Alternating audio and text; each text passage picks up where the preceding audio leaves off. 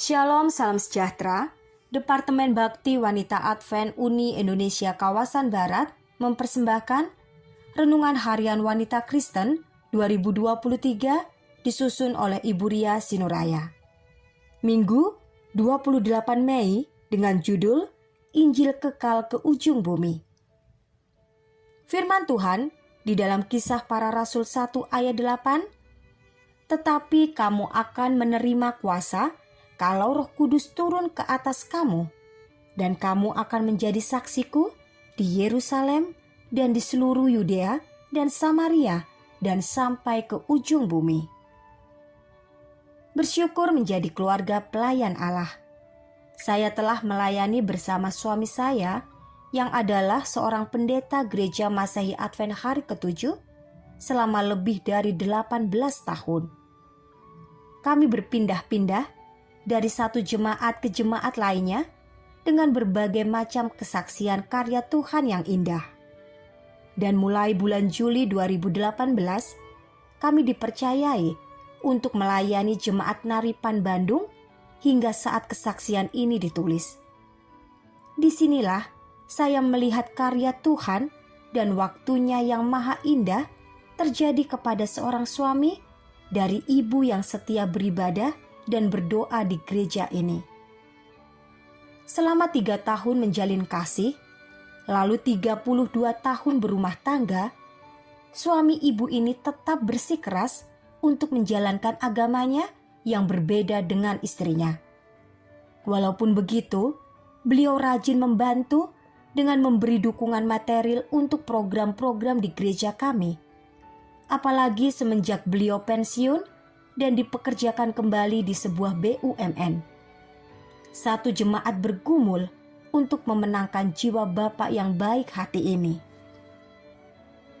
Hingga suatu waktu, beliau mengalami sakit parah di mana arteri jantungnya robek dan harus segera dioperasi. Akhirnya dibawa ke Rumah Sakit Harapan Kita untuk dioperasi. Setelah dioperasi, beliau sempat koma selama 8 hari. Doa terus kami panjatkan, dan setelah Bapak ini sadar, beliau bercerita tentang apa yang dialami selama beliau tidak sadarkan diri yang membuat kami yang mendengarnya merinding. Beliau menceritakan bahwa saat waktunya mau dieksekusi, seorang prajurit memerintahkan agar Bapak ini pulang dulu untuk menjadi pilot proyek dalam keluarga. Beliau tidak mengerti apa maksud Allah. Tetapi sepulang dari Rumah Sakit Harapan Kita, beliau minta pendalaman Alkitab dan rindu untuk dibaptis.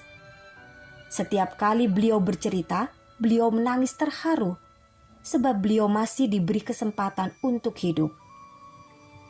Selang beberapa bulan, tangan sebelah kiri terasa sakit dan menurut dokter ada sumbatan yang harus dioperasi.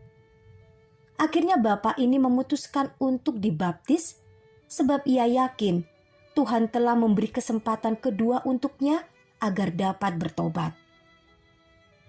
Ketika sempat kesehatan beliau berangsur-angsur membaik, tiba-tiba ada kondisi robek lagi pada jantungnya dan harus dioperasi kembali. Mulai saat itu, kesehatan Bapak ini menurun. Namun sang istri setia merawat dan mendampinginya. Sempat diadakan peminyakan, namun Tuhan berkehendak agar beliau beristirahat dengan tenang setelah bertemu dengan anak-anaknya pada tanggal 24 November 2021 pukul 2.40 dini hari. Keluarga yang berduka membawa jenazah beliau kembali ke kampung halamannya di Toraja untuk dimakamkan. Di sana banyak yang menyambut dengan baik, termasuk keluarga beliau yang telah mendapat pesan dari almarhum bahwa ia menerima baptisan dan bergabung bersama gereja Masehi Advent hari ke-7 bukan karena istrinya, tetapi karena kasih karunia Allah melalui Roh Kudus yang bekerja di dalam jiwanya. Puji Tuhan. Kiranya Tuhan memberkati kita semua sepanjang hari ini.